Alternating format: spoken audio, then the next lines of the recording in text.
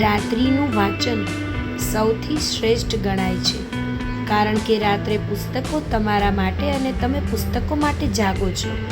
સારું પરિણામ મેળવવા માટે વાતોથી નહીં, રાતોથી લડવું પડે છે. વિદ્યાર્થી એટલે જેનામાં જ્ઞાન મેળવવા માટે હોય એકલવ્ય જેવી દ્રઢતા, અર્જુન જેવી એકાગ્રતા અને જ્ઞાન મેળવ્યા પછી તેને પચાવવાની કર્ણ જેવી ક્ષમતા.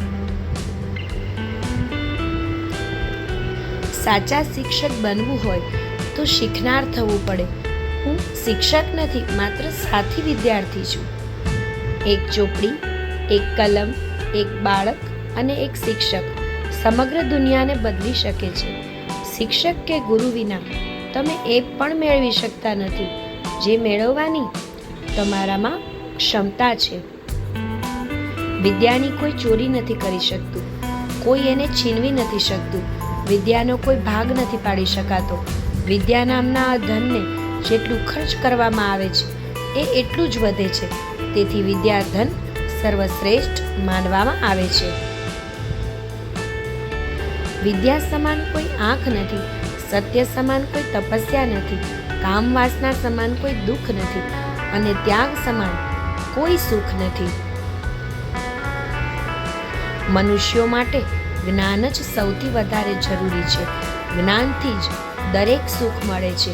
જ્ઞાન વિના બધી જ ઈચ્છાઓ અધૂરી રહી જાય છે. અજ્ઞાની વ્યક્તિના જીવનમાં ધન અને સુખનો અભાવ હોય છે. જ્ઞાનના અભાવમાં વ્યક્તિ સમસ્યાઓમાં ગૂંચવાયેલા રહે છે અને દુઃખ સહન કરીને તેમનું જીવન પૂર્ણ થઈ જાય છે. એટલે અજ્ઞાન દૂર કરવું જરૂરી બને છે. હંમેશા સર્વશ્રેષ્ઠ રસ્તો જ પસંદ કરો. શરૂઆતમાં તેના પર ચાલવામાં મુશ્કેલી પડશે, પણ ધીમે ધીમે તે રસ્તા પર ચાલવું સરળ બની જતું હોય છે. વિદ્યાવાન વ્યક્તિ દરેક જગ્યાએ માન સન્માન પ્રાપ્ત કરે છે. વિદ્યા સુંદરતા અને યુવાનીને પણ પરાજિત કરે છે.